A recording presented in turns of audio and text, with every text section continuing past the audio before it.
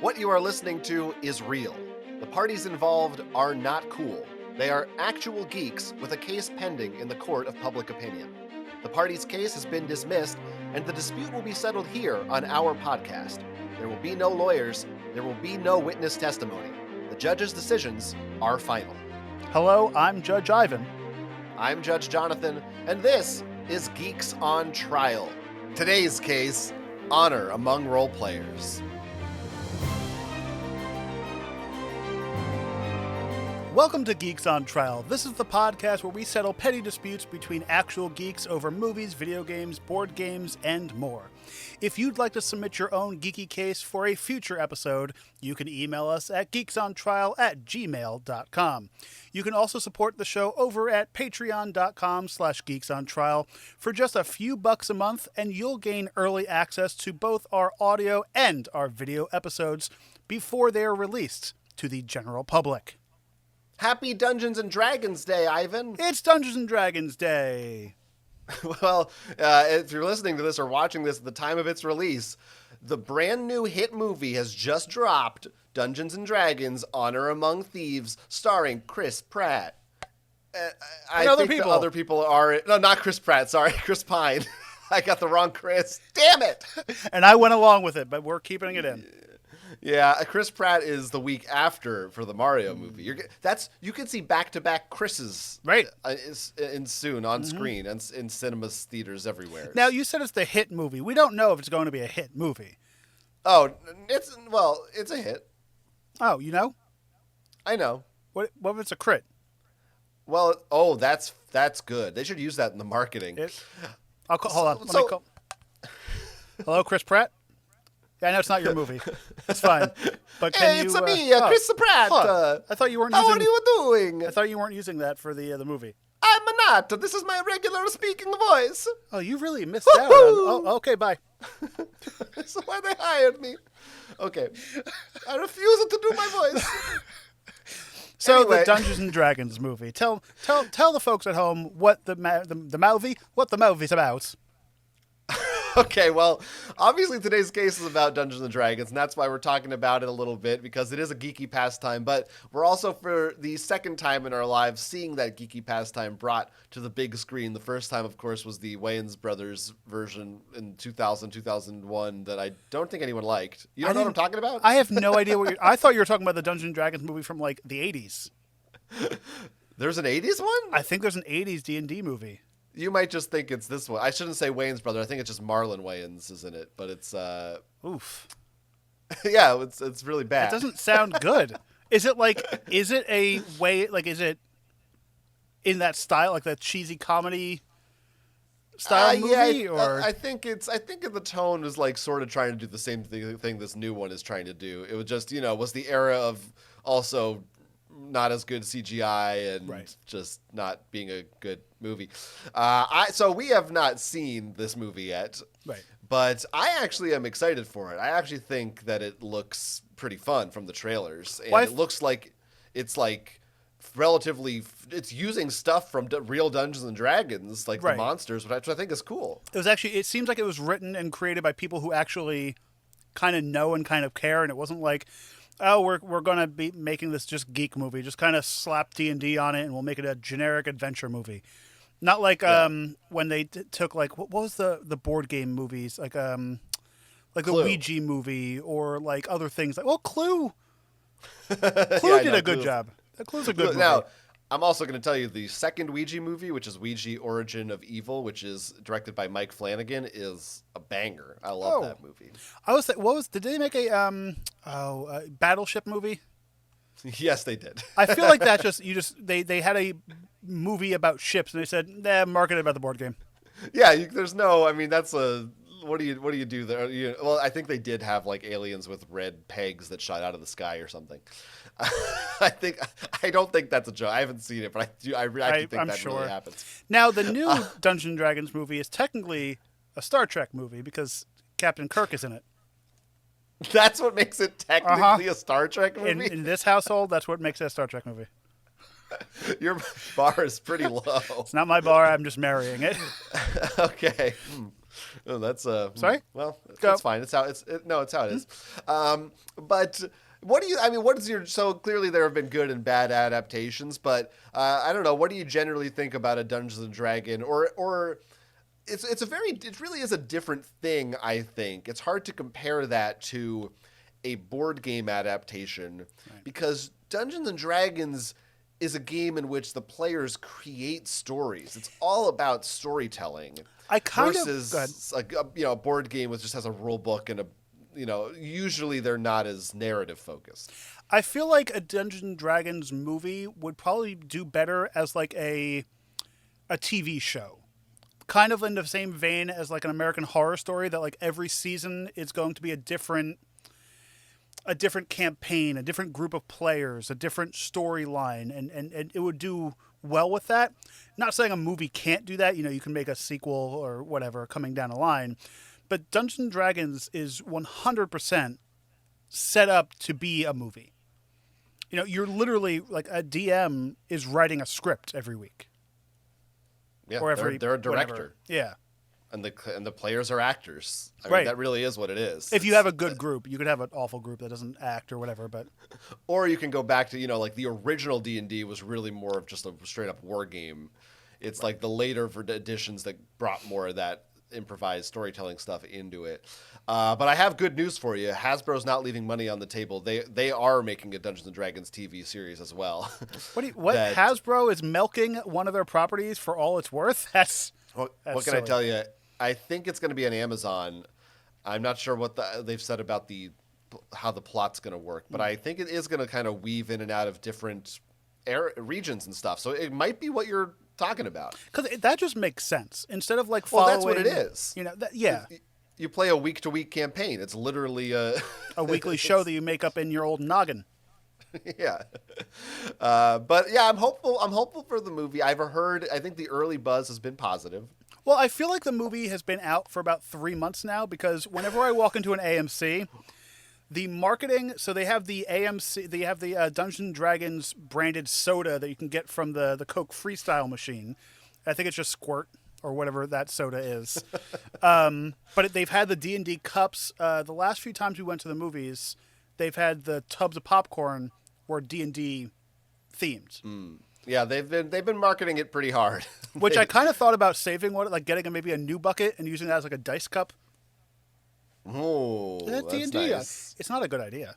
Yeah, that's pretty big. I just have a jar of dice. That's what this is. That was a great sound. Yeah, that's my good. dice jar. Yeah, maybe you should upgrade. But this is a show where we talk about geeky stuff, and I mean, I feel like we've been having this conversation for a long time, and what with all the Marvel movies, I guess we've already won this fight, really. But a Dungeons and Dragons big budget popular movie does feel like another sort of milestone in the journey of bringing geeky things to the mainstream. And Dungeons and Dragons has been pretty mainstream over the last 5 to 10 years. It's really has gotten a big push, especially thanks to like Critical Role has been the big thing that's it's much more in public consciousness now and not thought of as just a lame, nerdy thing losers do. And I feel like it still is thought of it like that. Oh, it is. It's something you play in your parents' basement, but now there's a webcam down there and you can put it onto a show, and But I feel like D&D has even since like the 70s and 80s has always been in pop culture some way or another. Because even like that's true. When we used to watch like that 70s show, there was an episode that talked about that D&D. 70s show didn't actually come out in the 70s, right? What do you mean?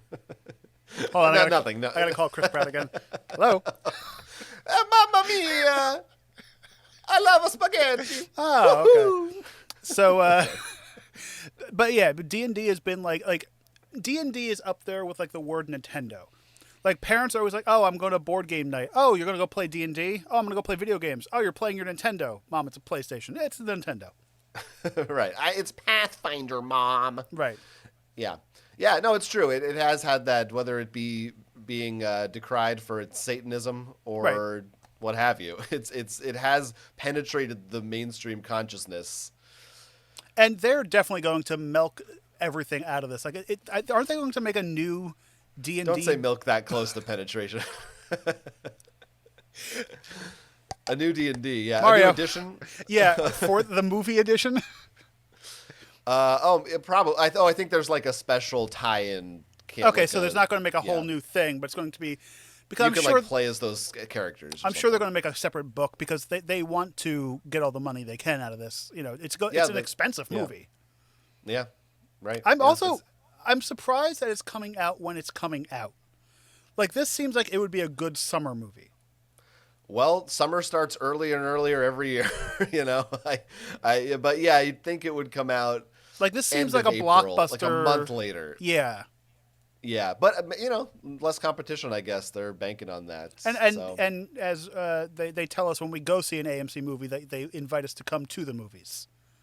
Yeah, that's right. I mean, I go to that place for magic. Now, let's get to today's case, which comes to us from the internet. Where? You can find a link to it in our description, our episode description. And this case revolves around, yes, a dungeon master that we will call Dave. Okay, Now, Dave the Dave Dungeon is- Master. Dave the Dungeon Master. Dave is concerned, as many of the players in his various Dungeons & Dragons campaigns that he's been running have left the party and the game entirely for various reasons. For what he says they feel are negative experiences generally. A few examples, their gear gets stolen by bandits, an NPC that they just met got killed by a swarm of rats, or the player simply feels overwhelmed by the responsibility of dealing with heavy life and death situations in game. He gives multiple examples, which maybe we'll delve into as we get to the case. Now, Dave says that this has happened with around 10 different players. They have left the group due to various reasons, and he insists that he does not set out to mistreat or punish his players intentionally. In fact, perhaps crucially, he has not actually killed any of these players in games, so they're not upset about a player death. What about in it's person? different. In person, after the fact, I cannot vouch. Okay. Dave may or may not be a serial killer. Okay. But that's not. We're not judging him for that today. Not on this show. And yet, the players still seem to feel these negative consequences are worth leaving over.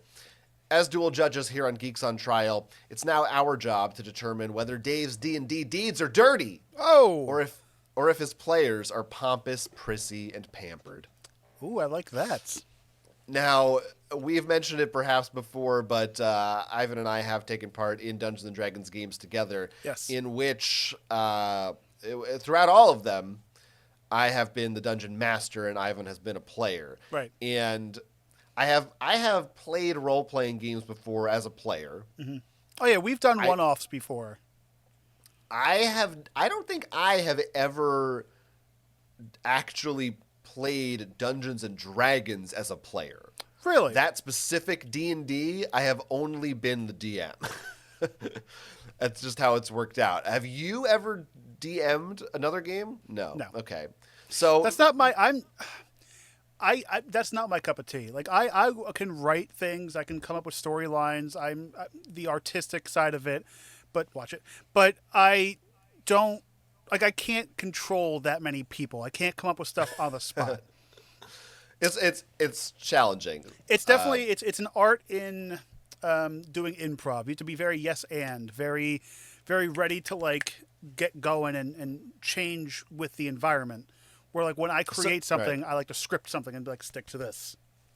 So, largely our perspectives are coming from the two opposite ends of this, which I think is presumably there's going to be more role playing cases in the future. So I think that's interesting that we have those two perspectives on it.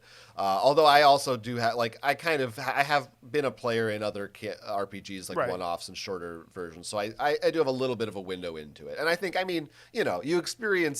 you can kind of experience both sides from either side a little bit. You sort of get an idea at least of kind of how it works. And we have knowledge of other, like we've worked in the world of gaming for a while. So we've seen people play games. We've witnessed stuff. So we're the experts on D&D. We are the experts. Yep. I've been quoted in a lot of books. I wrote some forewords. Yep. for a few of them. I on the weekends I tend to either go to Vin Diesel's house or Joe Manganiello's house. Yep. I have two different campaigns. I like pop in and out of those groups. I create dice all the time. It's my thing, you know. Yeah, some of them don't roll well. Well, some of them, you know, they're flat. That's fine. I don't balance them. They're just 2D dice. But I think it's important to point out a difference between our D&D games and what it's sounding like Dave's D&D games are like. We have played really just with a friend group that we already know. So it's like there's 4 or 5 friends. Right. We already are friends. We get together. We every time we show up for a session, it's the same group. And if somebody couldn't come that week, we didn't have it that week. Right. This Dave sounds what I think a fair number of people have this type of D&D game going from what I hear through the grapevine, which is maybe they're people from a game store, maybe they're friends of friends, casual friends, and they might come in and out of sessions or campaigns week to week, and it's like, oh, who showed up this week? We have this mission or that mission. Sometimes we'll maybe he said he does sometimes one-on-one sessions for certain people's characters. But my sense that I'm getting is that these aren't like a super close, tight-knit group of friends. Otherwise, it's weird to me that they would just bounce. Right, yeah. It doesn't sound like any of them have maybe necessarily complained or like asked him to change. They've just been like, oh, I don't like this, I'm leaving. Right. And I want to get your opinion on that. I've played D&D with other people before, but I've known these people. Could you, in a box, would you play D&D with strangers? It's like, would I? Yes. Will I? Probably not. Would you DM for a group of people you didn't know? Because a lot of our DM and a lot of our gaming stuff is like inside jokey. Like we play it for our group.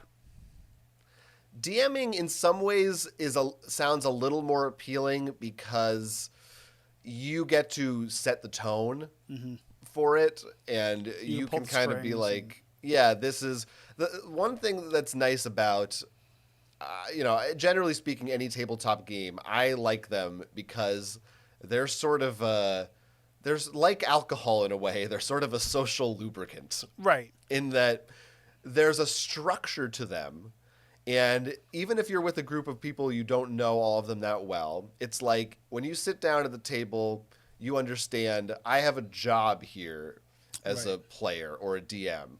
This is the part where I roll dice. This is the DM asked me what I want to do. I know that this is when I speak. I don't have to like worry about the awkward conversation.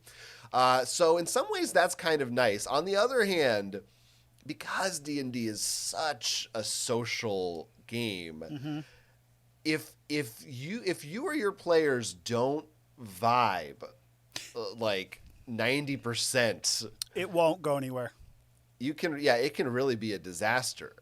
Like that can be, and it's not even necessarily about your personalities, but it could just be the way you like to play D&D. Because like we said, some players don't even care about the story. They're just there for the action. Right. Some players love combat. Some players want to just go nuts and go off the beaten path. Some other players will just want to like focus on the main storyline. And I think that's like going to be the biggest issue about this case is simply it just sounds like none of these people have discussed what they want out of a game.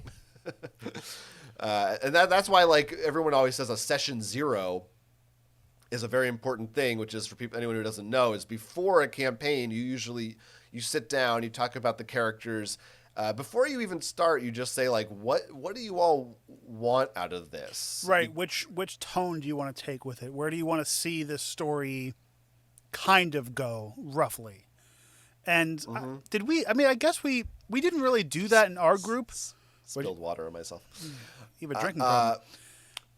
But like, we didn't do that because you know us. Right. I mean, we did have a session 0, but it was more like for, we did talk about like what kind of characters are you going to make, but like because I know you guys, my philosophy, I was really like do whatever you want. I didn't Right. have, like, a lot of times people will say, okay, look, let's do a campaign where you're all from the same town, so you're all the same species or something. Whereas I was just like, we're just doing a free for all. I just want to have fun. We haven't really done a real campaign before together, so I just wanted to do, let's just go nuts. Right. But yeah, but if you don't know the people as well, I feel like it's essential. Now, that being said, some of the things that are mentioned in this case, I don't know that they are necessarily things that would come up in that discussion. And maybe we should, because there are several lengthy... Yeah. Let's break down what was the person's name? Dave. Let's break down what Dave brought to the table and what Dave has to talk about here. Let's just start with one specific example. Okay. Which was a bandit stole a player's equipment. They infiltrated the player then infiltrated the bandit's hideout. They were unable to overtake the bandits. And tracked the bandit down, and they got back there. It turns out they got it back, but they, after following that session, left unhappy. But that, now this, yes, I mean, that on the face of it seems a little strange to me. which And now part seems I don't want to strange? get too. Maybe we have to get into the weeds a little bit on this one, because now there's a case within a case. Right, there's breakdowns now. There's different folders in this file. We have different things to juggle. We're judging another case here. It seems weird. That seems like not enough to me for a player to straight up leave a session. Does Right. not seem like anything egregious happened. Because how many video games have you played? Let's just say Minecraft, for example, because it's the one that's fresh in my mind. You're playing, you get killed, you lose your stuff. Part of the game is you have to go back and get your belongings. The other part of the game is like maybe they left their goods unattended, and this was their consequence. Like there is a plus. Like a game can't just be not fun, but it can't just be all positive all the time. There have to be negatives in order for a game to exist and a story to move on like this. Yeah, so what, I guess now leaving this, well, maybe we can come back to it if we want to, but yeah, what is your general feeling as a player? Now, I mean, this is important, I guess. When we played as a DM, I never killed anybody. Right. And I know that some groups are okay with that. You roll a new character and you come back. And I don't know that I would never kill anybody. And of course, you want there to be a feeling of danger because you don't want there to be no consequences. But personally, I do sort of view, at least the way I viewed our campaign is more, like you said, as an ongoing TV show.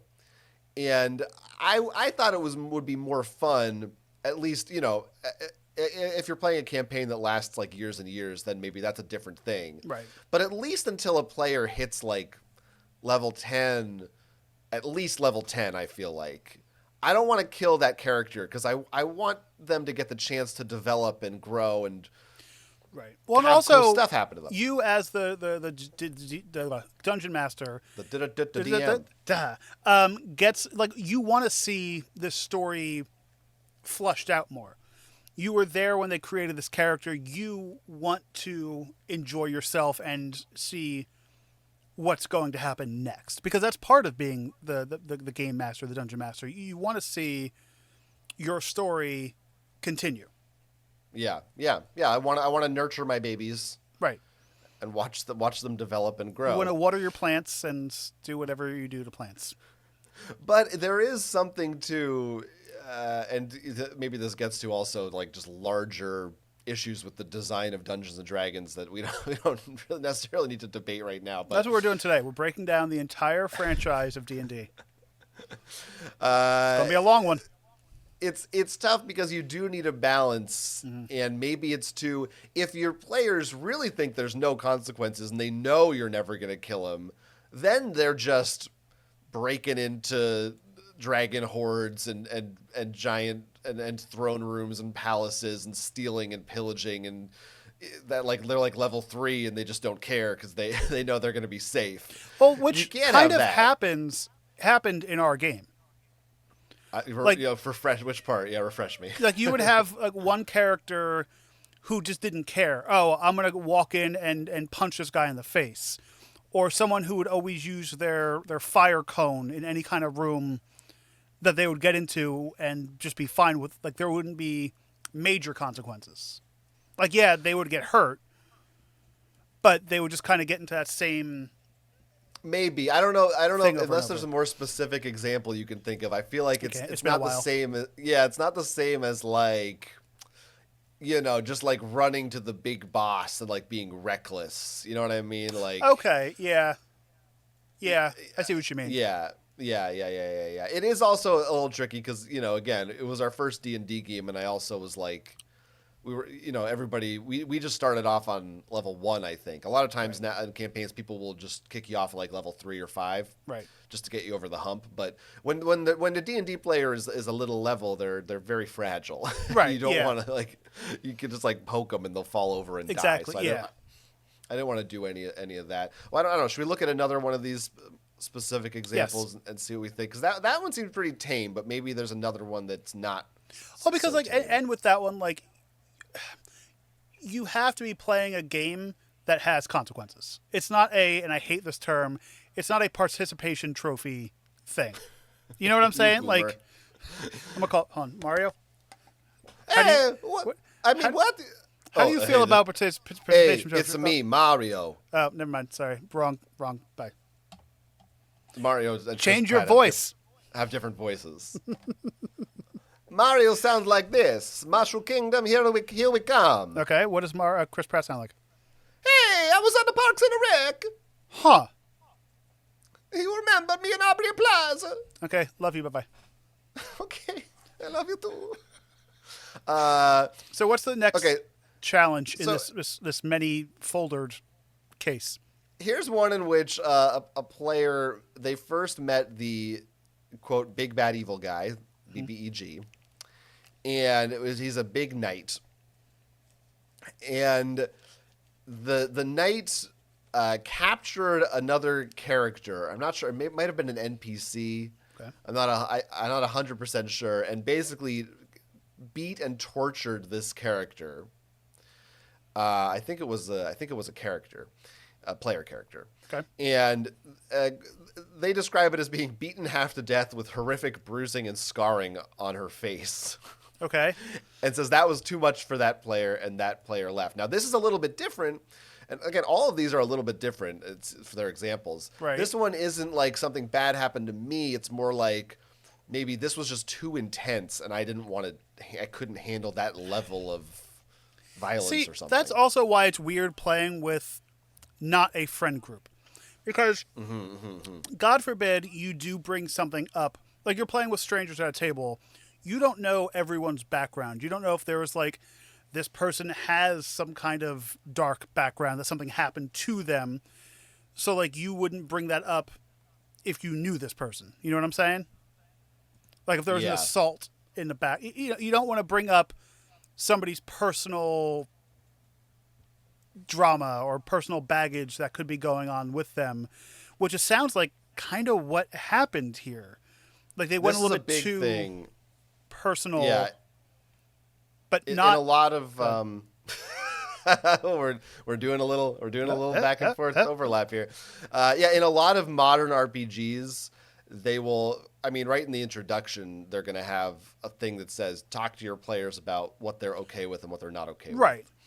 And I have also seen several that have some kind of a system where it'll be like you get like a red X or something, and if the DM goes somewhere you don't want to go, you just like Oh. you give them your X, and they'll just undo it. Like it's like this just a philosophy they have of Right.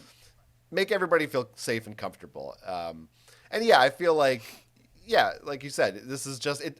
A lot of this sounds like they're just not communicating what type of game they, Right, because want to have. they're strangers. Like, well, I don't know how strangery they are, but they're not. it's not a regular group. So you don't, like, this person could have been someone he's never met before, assuming. They don't know anything about them. So they're just going to go and play their regular game, how they've been writing it for years, and assume that you are okay with it. Yeah. So in that instance, that one I lean a little more towards the player. I'm like, I get why you might lean. Again, I don't know why you don't like talk to them about it first. My only thing isn't, unless he's not open about that, like, don't talk to me till the game's over. And then, like, when you try to reach out to him, it's like, you know, I could see the way this is written, I could see the DM being a little issue-y. I think it's two possibilities. It could be that. It could be he doesn't seem friendly or approachable. Right. It could also be that if this really is like, oh, I just showed up here for the first week and I don't really know these people, that maybe they're just like, it's not worth it. Right. Why should I try to? This isn't my kind of game. I don't need to. Step Is this in the and kind of ask you to jokes they're change going to it. make? Is this kind of, you know, maybe these aren't my vibes? You know, I'll just keep trying. I'll just go to somewhere else. Like, what's the difference? Right. But it seems like this has happened to this guy several times. Right. At what point is it, you know, one guy versus 30 people? It's like, if all these people are leaving. Right. Usually you look at a situation like this and you say, well, what the common denominator is because I'm not guy. I'm not like one to tell people like, well, change who you are to please other people. But like, you have to look at it in a grand scheme of things of being like, maybe don't make that difficult issue, or maybe don't be the DM. Right. But that's not here yet. Now, do we think that there's any truth to the idea that in Dungeons and Dragons now players are perhaps they're too soft, too sensitive, that they aren't prepared for consequences of their actions, things like that? Maybe between now and like the 70s when it was created, sure. But D&D has always been, and I'm going to get flack for this, it's a kid's game. It's a game that was it was originally, they created it for like between 15 or younger and, you know, college age kids. So it's like, it wasn't a strategy, like, it's not like a Warhammer or like a war game. It's a fun, easygoing game. It was that though originally. Really? I have to tell you. Okay. Yes, it really was. It developed as time went on into the form we know now. Its original incarnation was much more number crunchy and like the original D&D, the DM was an adversary. Okay. They were not the storyteller. Like, they wanted to win. Right. You know? They were in charge of, But we don't live in that era anymore. In the modern era, it is much more like just a narrative. It depends on how you play still, but that's generally how it's perceived. But what was your stance on it? I don't remember on whether or not people are soft. I mean, like, yes and no, but like, it's a story that like, you can't go into D&D taking it ridiculously serious. At the end of the day, it's a game. It is an entertainment game. You can't be an alpha jerk. You can't be controlling, even though it's technically the job of a DM is to control a group of people in a sense. Oh, well, you're more so a guider. You're guiding them. You're not controlling them.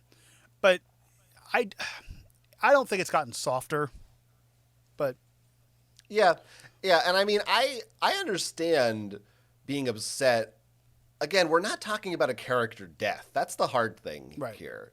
Like, that is almost a separate issue that maybe that'll be a case down the line. I don't know. But this is just like bad stuff happening, or they were unable to fulfill a specific goal, or they met resistance. And it almost is so... The examples given seems so inoffensive to me, for the most part, that I'm kind of thinking there has to be something else going on. Right, because we're not hearing the other people who left side of it. Yes. We're hearing what's his name? Dave's story. We're hearing his side. We're hearing somebody who is a DM craft a story for this case. That's true. That's true. We're the players here. We're maybe being railroaded into something. And also, like a lot of the more I think about it, a lot of D&D, yeah, the DM can guide you and create stuff, but it is a luck-based game because you are rolling a die.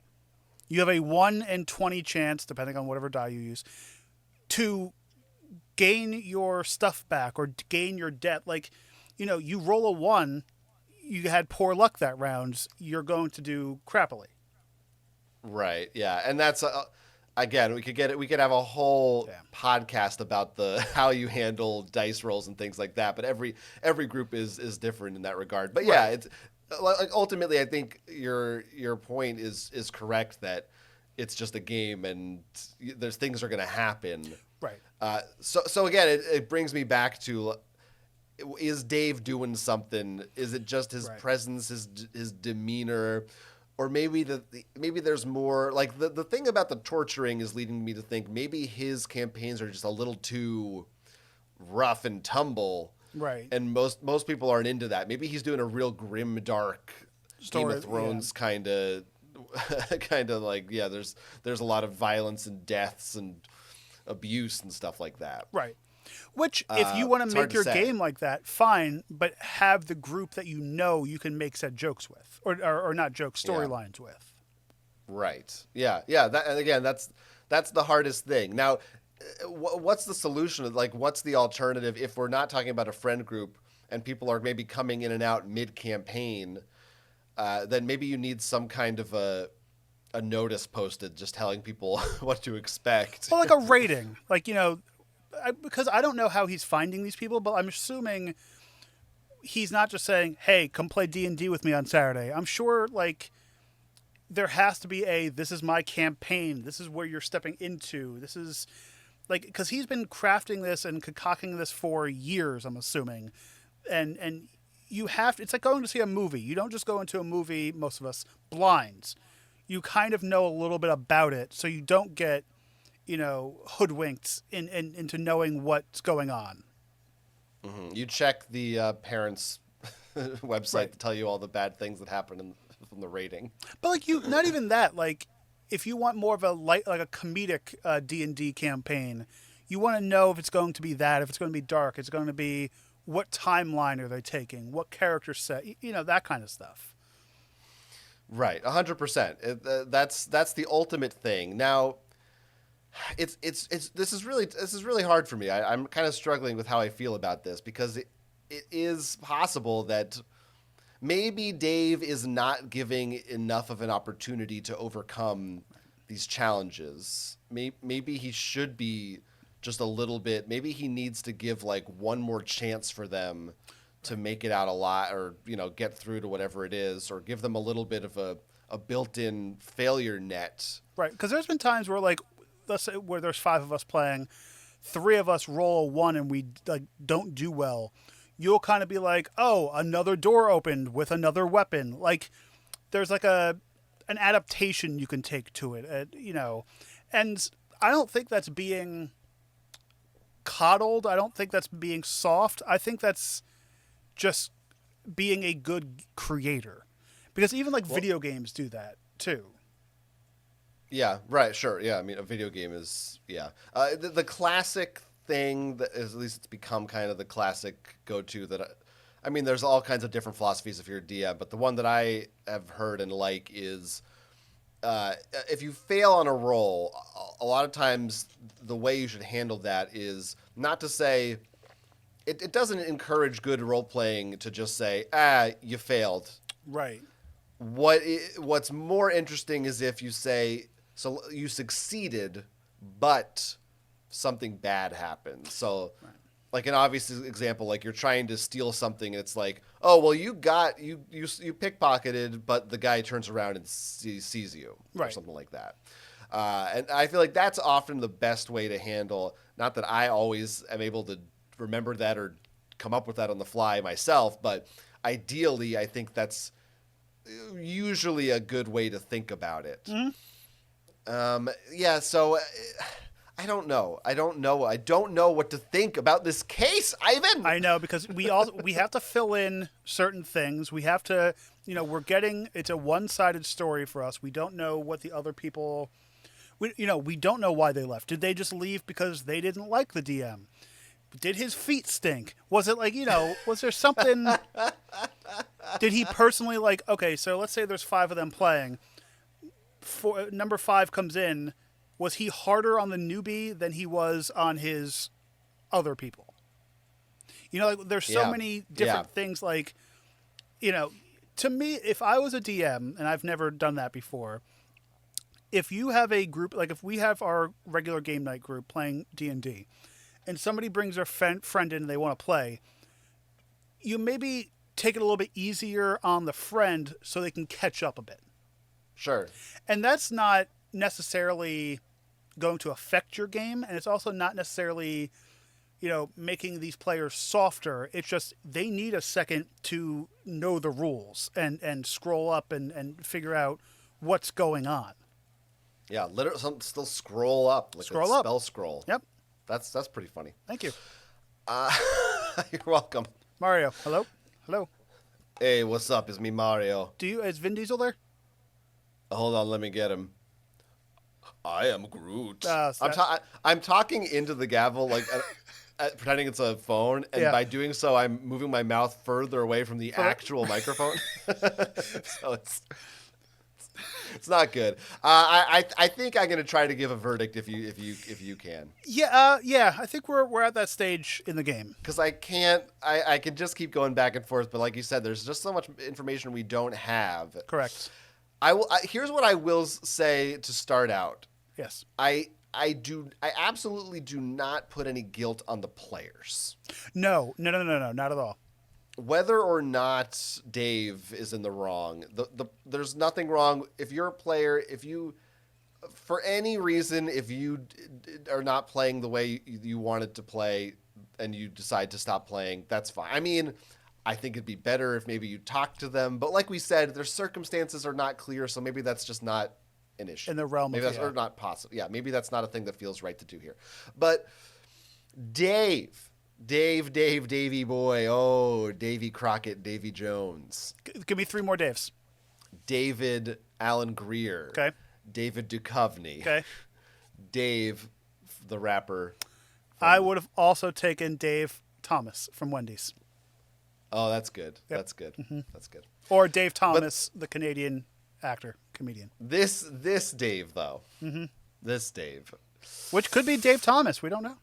I think maybe it was Dave Thomas. I think it was. There was a Wendy's-themed D&D campaign. Wasn't there? Or was that Nerds did one? I don't know. Maybe Wendy's. No, Wendy's did one. That's right. Wendy's did they really? D&D. Yeah. This is real. This isn't just you.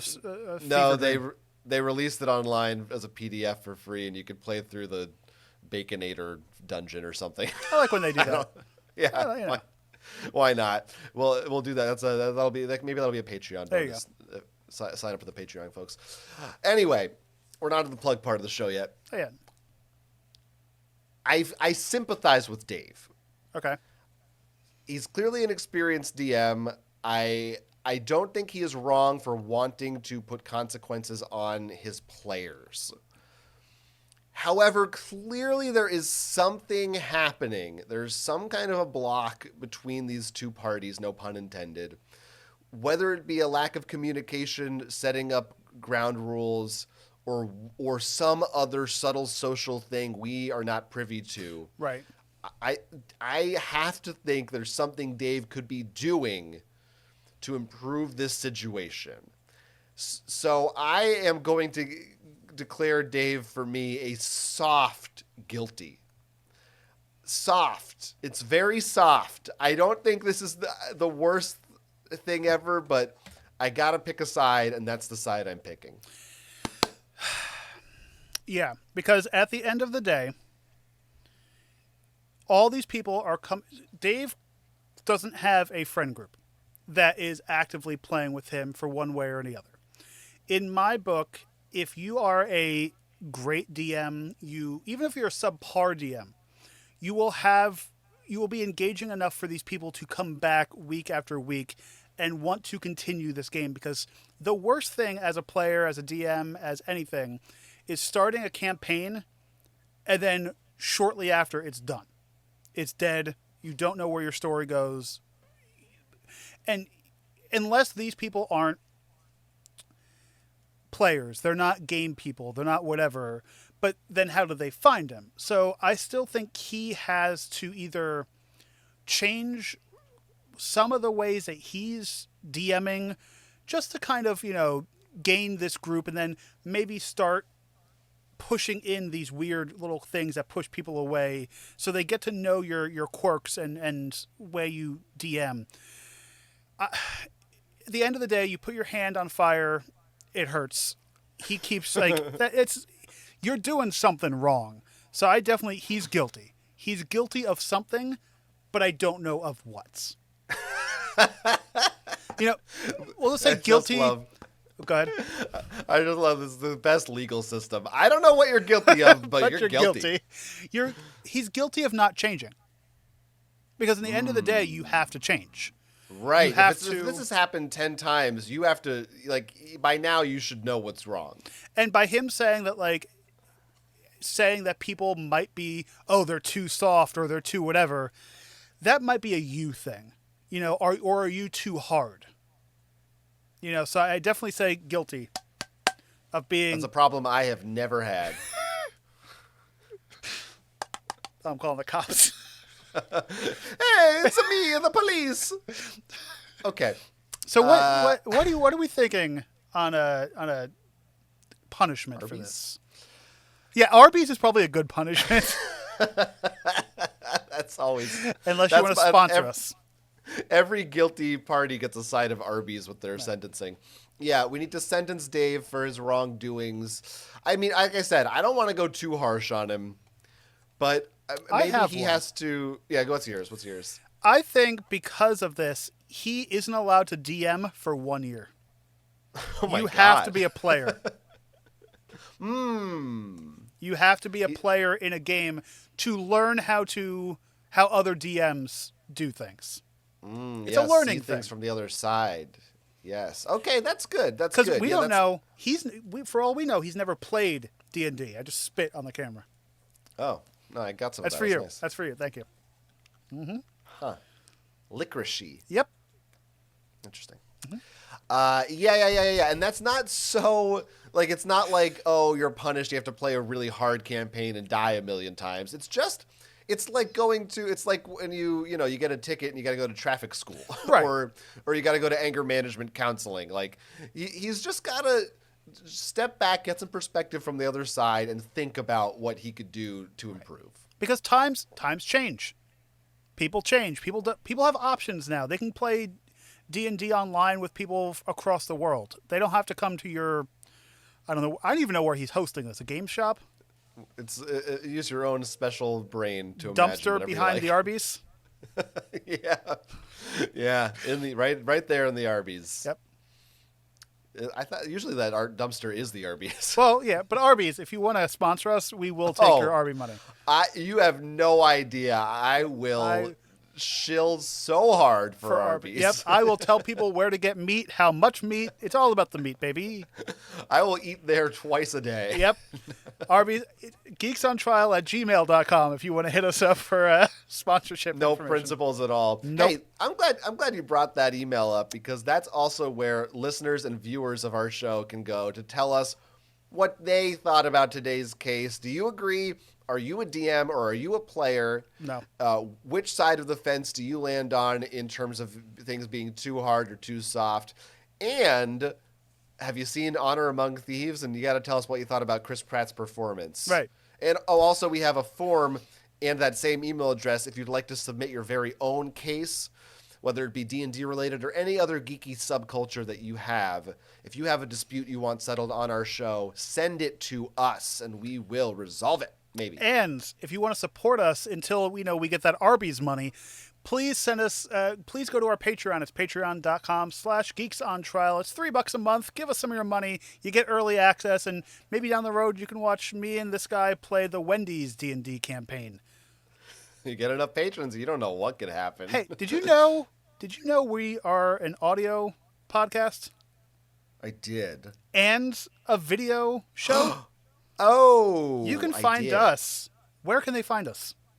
Oh, well, you I can don't find know. us on at YouTube and wherever your podcast platform of choice is. Huh. Just search for Geeks on Trial and you'll find it. And when you find us there, you can help us out by giving us a 5-star rating on whatever podcast platform you like, preferably iTunes, because that's where the money comes from. That Arby's money. Yeah. Rate and review us over there. That would be a great help. Hey, if you also want to follow us in our own endeavors outside of this podcast, you can. I'll be down at Twitter at Quence. That's He'll be down. Quence. I'll be down there, and I do other stuff. For example, I have an ongoing podcast where we read Animorphs books called The Yerky Boys. You can find links to all that at my site, jonathanestis.com. And I do a bunch of stuff on the internet. I have a nature YouTube channel. It's Destination Relax, and you can go find some nature relaxing videos and chill and meditate and watch all my nature footage over there. Destination Relax on YouTube. Wow. And I think we're done. We've settled this case once and for all. Yep. And I'm excited for more in the future, but we have to wait, and so do you, because we're saying goodbye. My name is Jonathan Estes. My name is Ivan Hahn, and we will catch you next time.